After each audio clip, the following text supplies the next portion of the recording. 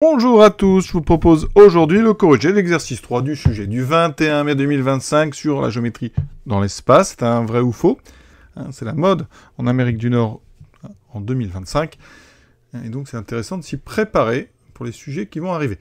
Donc on a ici 4 affirmations, c'est vraiment du grand classique. On utilisera, je vous montrerai, des animations 3D avec GeoGebra, parce que ça permet comme ça de fixer, pour ceux qui sont un petit peu perdus, même si on peut évidemment faire ça sans aucune aide graphique. Donc on est parti, on a comme d'habitude un espace rapporté à un repère orthonormé.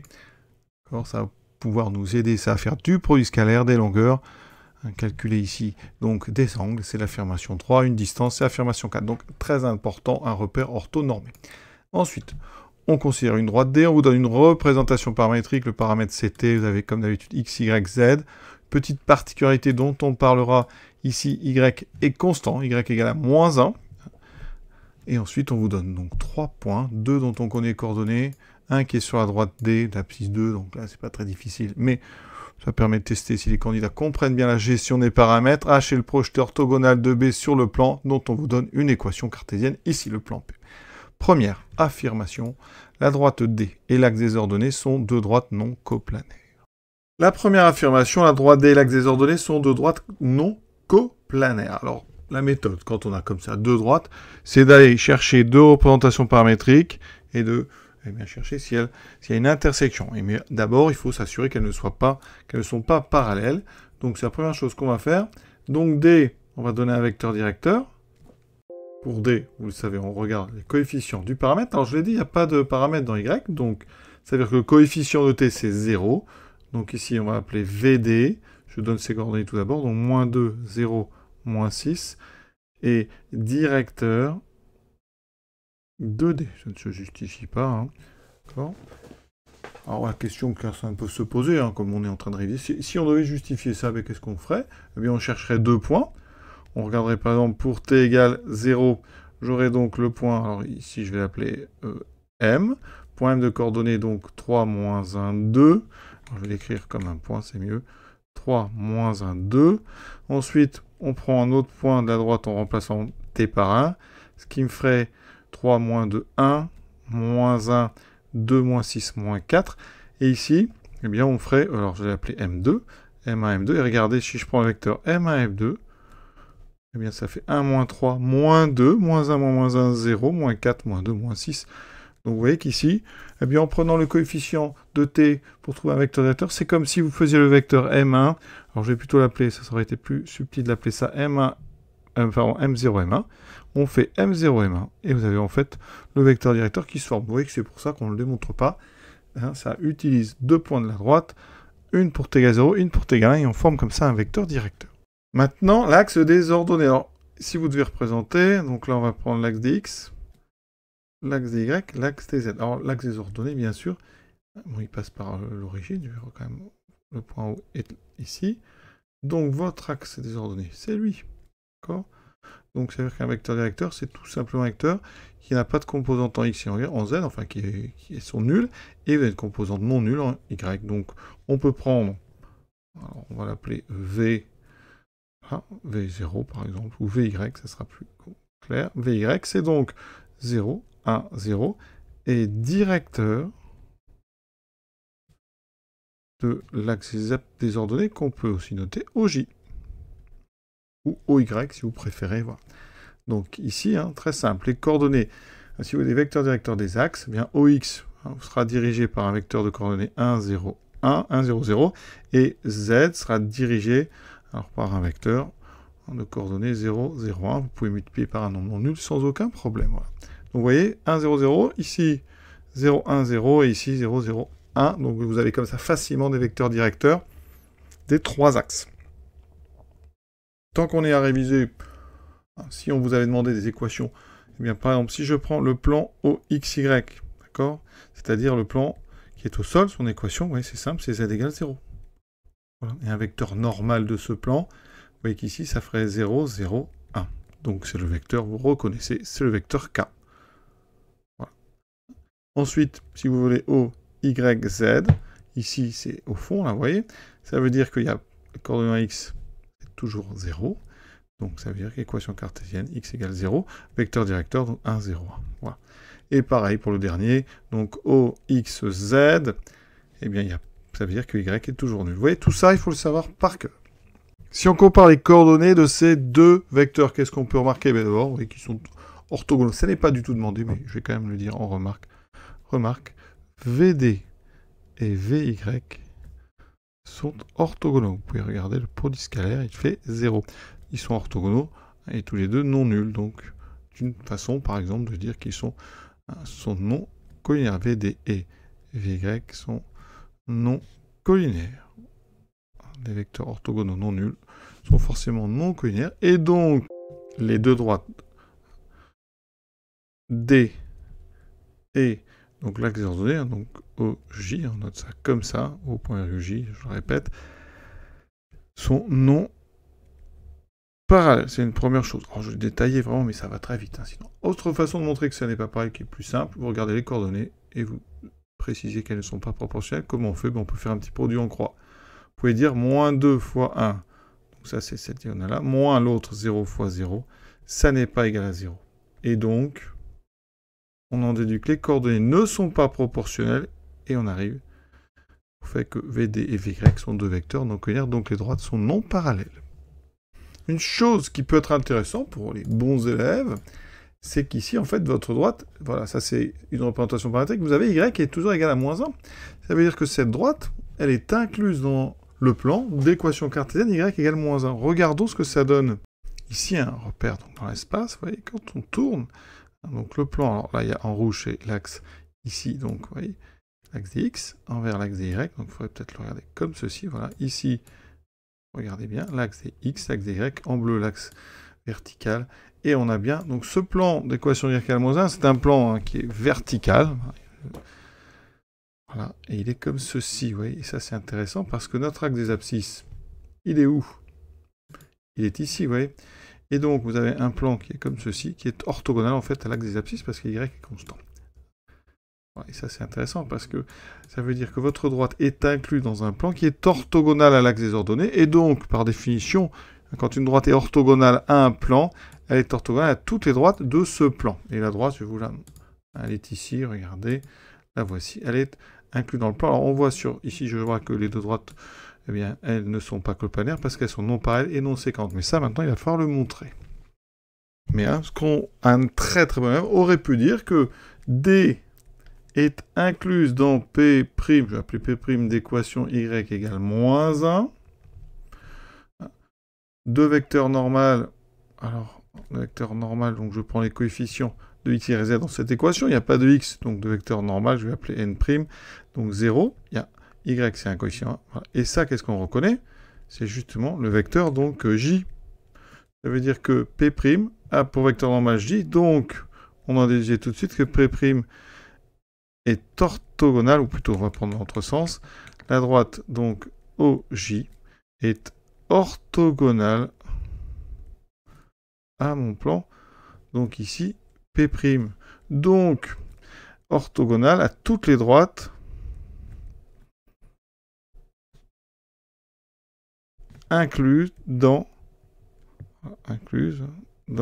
P', et il se trouve que D, hein, eh bien, elle est bien incluse dans P'. On voit une façon de montrer, sans utiliser de trop gros calculs, hein, fait que D est orthogonal donc à l'axe des abscisses, donc à l'axe des ordonnées, pardon, et donc elles ne peuvent pas être parallèles, ces deux droites. Voilà. Première chose. Maintenant, l'intersection. Donc là, ça revient à résoudre un système, ça tout le monde le sait, c'est comme ça d'ailleurs qu'on peut le faire directement, quasiment, une fois qu'on a montré que c'est parallèle. Donc le système, alors je vais vous écrire une représentation paramétrique de l'axe donc des ordonnées. Donc OJ, alors qu'est-ce qu'on a? Eh bien, x, y, z. Donc on sait que quand on est sur G, x vaut toujours 0, z vaut 0, et donc c'est t qui va varier. Donc on peut prendre comme paramètre y, mais en général on met un autre paramètre, je vais mettre r ici, voilà. On va faire comme dans le texte où r appartient à r. Voilà. C'est une façon, ce qu'on appelle une représentation cartésienne. Donc maintenant, eh bien on résout, et ça va aller très vite, donc un système avec 6 équations. Mais il y en a deux qui sont faciles, il y a x égale 0, y égale r, z égale 0. Et ensuite on met Donc x égale, j'ai oublié de mettre x égale 3 moins 2t, y égale moins 1, z égale 2 moins 6t. Ça, c'est facile à résoudre. Donc, on a donc x égale à 0, y qui vaut r, z égale 0, et je remplace. Donc ici, ça me fait 0 égale 3 moins 2t. Bon, y est toujours égal à moins 1, donc r vaut moins 1. Et donc ici, z vaut 0, 0 égale 2 moins 6t. On résout, on a un problème. Ça veut dire que dans celle-ci, vous voyez, ici, ça fait donc 2t égale 3, t égale 3 demi. Et en même temps ici, si t égale 2, t égale 1 tiers, 2 sixièmes. Donc c'est impossible. Conclusion.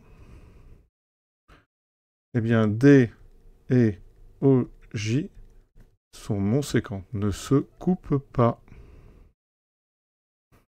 Hein, et sont non parallèles. Non parallèles, donc, elles ne sont pas coplanaires. Voilà comment on peut faire.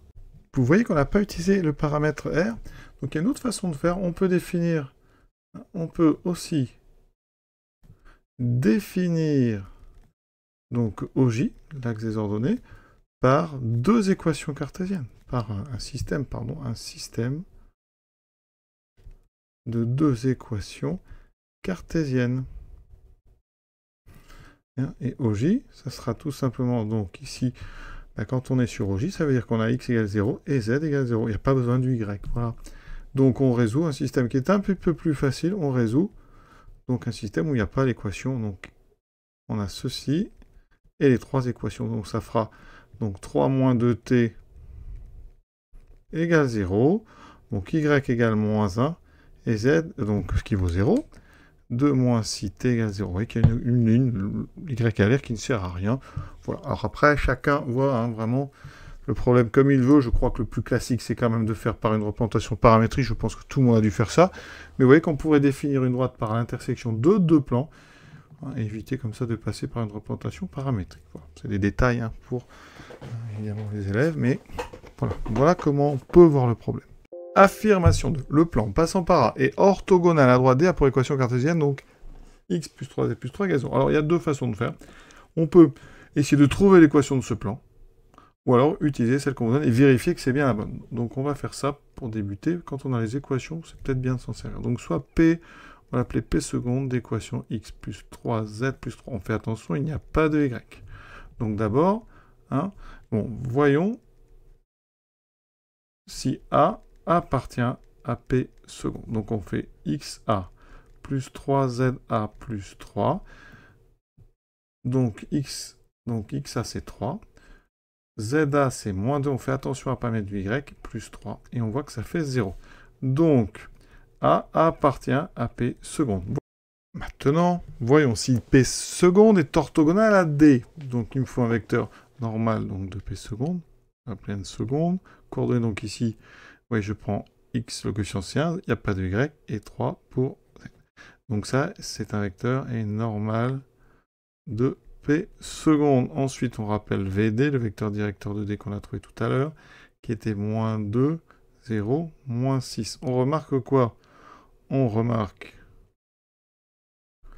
bien que 2 fois n secondes, même moins 2 fois n secondes, est égal à VD. Conclusion. Donc, c'est-à-dire que D, puisque D, le vecteur directeur de D est collinéaire au vecteur normal de P seconde, ça veut dire que D est orthogonal à P seconde, ou que P seconde est orthogonal à D. D'accord? Donc, forcément, vous avez un plan qui passe par là, qui est bien orthogonal, donc c'est bien le plan passant par là, orthogonal à droite D. Donc, ça veut dire que, effectivement, l'affirmation, elle est donc vraie. P seconde est bien le plan passant par A et orthogonal à droite D. Autre méthode, donc on va dire, soit P seconde, le plan passant par A et orthogonal à droite D.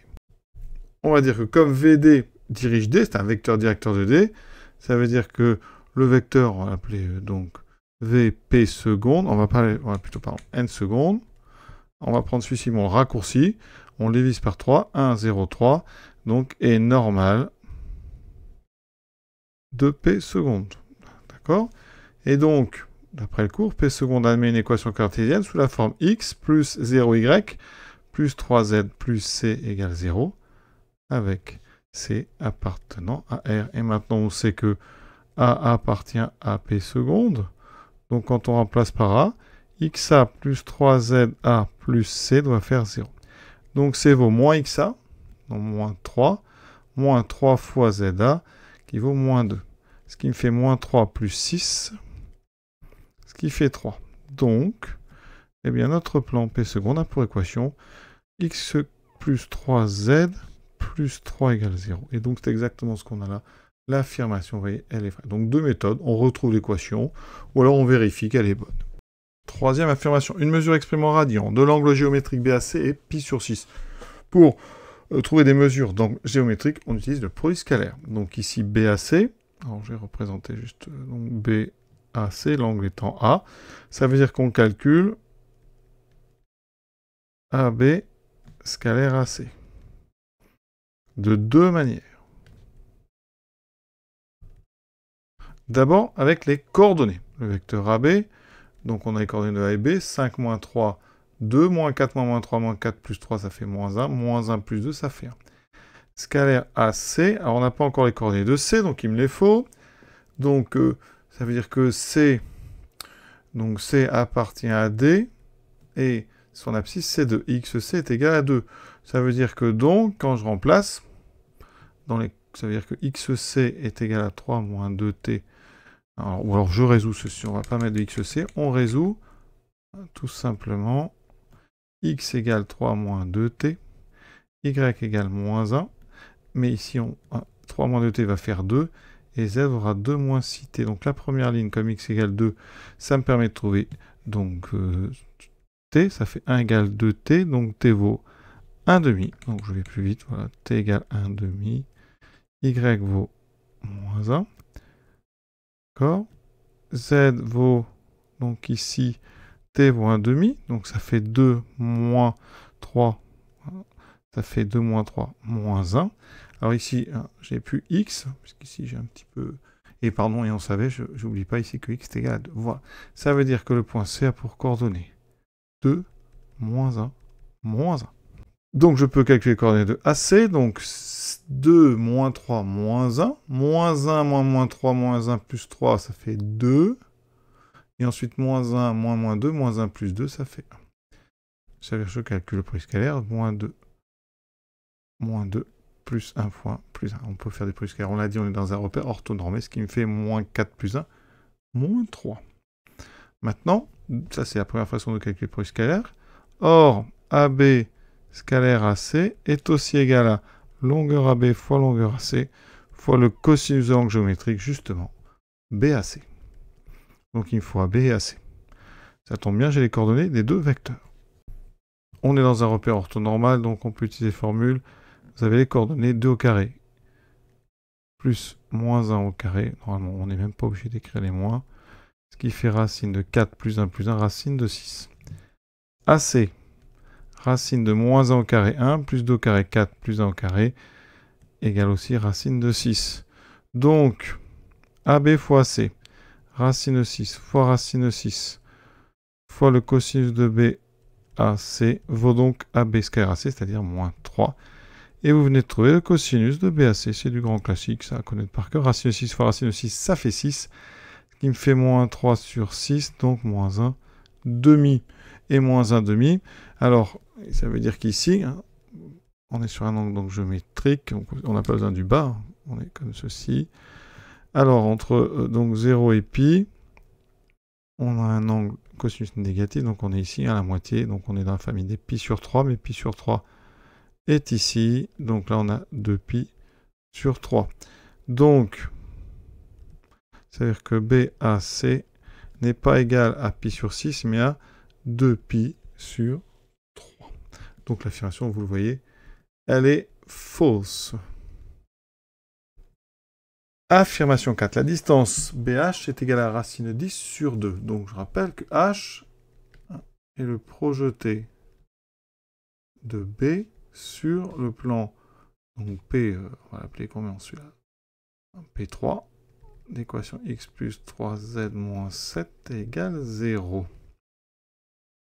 Alors certains ont peut-être des formules qui permettent de trouver les distances. Tout de suite, hein, il faut savoir retrouver ça. Alors on fait un petit dessin, c'est tout. Un petit dessin, là j'ai mon plan que j'ai appelé P3. H va être donc projeté de B, donc B est quelque part. Et on projette, et ça donne H. On suppose que si on pose la question, H n'est pas égal à B, d'accord? De toute façon, on va le voir. Et donc comment on fait ça? Eh bien, il faut savoir que la droite, quand on projette B sur le plan, on projette orthogonalement. Donc ça veut dire que la droite ici, BH, elle est orthogonale à P3. Donc il nous faut un vecteur normal de P3, N3. Donc comme d'habitude, vous voyez 1, 0, 3. Donc ici, on avait déjà un plan tout à l'heure d'équation qui était x plus 3z moins 7. Rappelez-vous, c'était pour la question 2. Donc le plan ici, x plus 3z moins 7, il est parallèle au plan tout à l'heure qui était d'équation x plus 3z plus 3 égale 0. D'accord? Forcément important, mais voilà, ça peut parfois porter à confusion. Donc ici, ils ont le même vecteur normal. Voilà. Donc ça, on a déjà vu ce vecteur, mais je l'appelle quand même N3 pour cette question. Ce vecteur est normal à P3. Ça veut dire que je vais pouvoir avoir une représentation paramétrique de BH. BH, donc, est dirigé par N3. Puisque BH est orthogonal à P3 et que N3 est normal à P3. Et donc, ça veut dire que BH, vous avez une représentation paramétrique très simple. Il faut un point de BH, vous avez B. Donc B, c'est 5, moins 4, moins 1. Et vous avez ici, donc, plus. Alors, une fois le paramètre, donc quand on a plein de paramètres, on peut changer de lettre. Ici, on va dire que les questions sont un peu indépendantes. On peut reprendre T, plus 0t, plus 3t. Et on met où t appartient à R. Voilà. Et maintenant, on cherche donc BH inter P3 pour trouver les coordonnées du point H. Et vous pouvez mettre sur votre copie, je vous encourage à dire que H est l'intersection entre P3 et l'orthogonale, donc avec un ce sera à droite à P3 passant par B. Donc c'est-à-dire la droite BH. Après, on a l'habitude, on résout un système qui parfois est long à rédiger. Donc vous avez une première équation qui sera x plus 3z moins 7, d'accord, parce qu'on cherche BH inter P3. On réécrit x égale 5 plus t, y égale moins 4, z égale moins 1 plus 3. Donc là, ça veut dire qu'ici, on va dire que c'est équivalent à quoi? Donc on remplace x par 5 plus t, y par moins 4, mais il n'y a pas de y, ça peut un peu surprendre certains, plus 3 fois z, donc 3 fois moins 3, plus 3 fois 3 plus 9t, moins 7, j'ai oublié ici, égale 0. On recopie tranquillement les trois autres pour bien avoir l'équivalence. Et on a quasiment terminé, on va résoudre. Donc la première, ça fait 10. Ici, moins 7, moins 3, moins 10, plus 5, ça fait moins 5. De l'autre côté, ça me fera donc 10t égale 5. Donc t égale 5 sur 10, ça fait 1,5. X vaut donc 5 plus 1,5. 5 plus 1,5. Ça fait combien ça? Eh bien, ça va donner 11,5. 10,5 plus 1,5. Y, bah, c'est moins 4. Et Z, moins 1 plus 3,5, ça fait 1,5. Donc, effectivement, on a les coordonnées de H qui sont 11,5, moins 4 et 1,5. Maintenant, on va calculer la distance BH. Distance donc entre B et H. Et pour ça, eh bien, on calcule donc BH, d'abord vectoriel, coordonnées du vecteur, donc 11,5 moins les coordonnées de B, donc 11,5 moins 5, ça fait 11,5 moins 10,5, ce qui fait 1,5. Ensuite, moins 4, moins 4, ça me fait 0. 1,5 moins 1, ça fait 3,5. Et je n'ai plus qu'à calculer BH. Racine du carré de 1,5, donc 1 quart, plus le carré de 0, 0, plus le carré de 3,5, 9. Car ça fait donc racine de 10 sur 4. Eh bien, ça tombe bien, parce que ça fait racine de 10 sur racine de 4, ça fait racine de 10 sur 2. Et donc, mon affirmation, elle est vraie. On a bien retrouvé la bonne distance. On finit par regarder un petit peu tout ça. Donc, pour notre angle A de B à C, j'ai représenté B, A et C. Donc après, je représente les vecteurs AB et AC. Pour bien voir l'angle ben, on représente le plan, vous voyez ici, hein, le plan BAC, voilà. Et vous avez ici un angle géométrique. Alors évidemment, il n'y a pas d'angle orienté, parce que selon que vous regardez par le haut ou par en bas, ça inverse le sens. Donc il n'y a pas de sens, ça n'est que géométrique. Et là, vous voyez que GeoGebra me confirme bien que c'est 120. Évidemment, nous, on a fait les calculs, hein, parce que tout ce qu'on voit là est loin d'être une preuve. Ensuite, la dernière question. Donc on a le projeté, rappelez-vous, le projeté donc, de B sur... Hein, et c'était important, sur un plan, on nous donnait le plan d'équation x plus 3z égale 7, donc le voici. Voilà, alors le point ici, donc A et C ne servent plus à rien, donc je les enlève, voilà. Je dois donc projeter ce point sur ce plan. Comment je fais? Eh bien, je trace une orthogonale au plan passant par B, le voici. Je prends l'intersection ici de cette droite et du plan, c'est le point H qu'on a trouvé. Maintenant, je m'intéresse à la longueur H, c'est-à-dire à ceci. Et on trouve à peu près 1,58. Donc si on calcule racine de 10 sur 2, je vais le faire ici, vous voyez. Donc square root de 10 divisé par 2, hein, on a effectivement à peu près 1,58. Tout ça, je répète, ce ne sont pas des preuves, hein, graphiquement, c'est juste des vérifications pour vous montrer un petit peu visuellement ce que vous venez de réaliser sur votre copie. Voilà. Donc vous voyez, on a projeté le point B ici sur le plan, hein, qu'on nous donnait ce plan-là. Hein, eh bien, il était... en fait... Par rapport au départ, on avait déjà vu un autre plan qui était d'équation, donc x plus 3z plus 3 égale 0, qui était parallèle à ce plan-là. Hein. Et notre droite du départ, elle est ici. Hein, ici on remarque qu'elle est, elle aussi, elle est voilà, orthogonale au plan hein, qu'on est en train de travailler. On a terminé cet exercice, c'est toujours intéressant la géométrie dans l'espace. Hein. Alors les vrais ou faux, finalement, c'est pas si mal que ça, parce qu'on vérifie comme ça que vous avez l'initiative, c'est-à-dire que la question est large, vous devez vous-même prendre des initiatives, et donc on peut comme ça vérifier que vous savez faire. Alors ça reste par contre que des validations de choses que vous avez apprises à faire. C'est pas difficile, c'est juste vérification. Vous êtes capable tout seul de prendre des initiatives. Voilà, je vous souhaite une bonne fin de journée, et à très bientôt.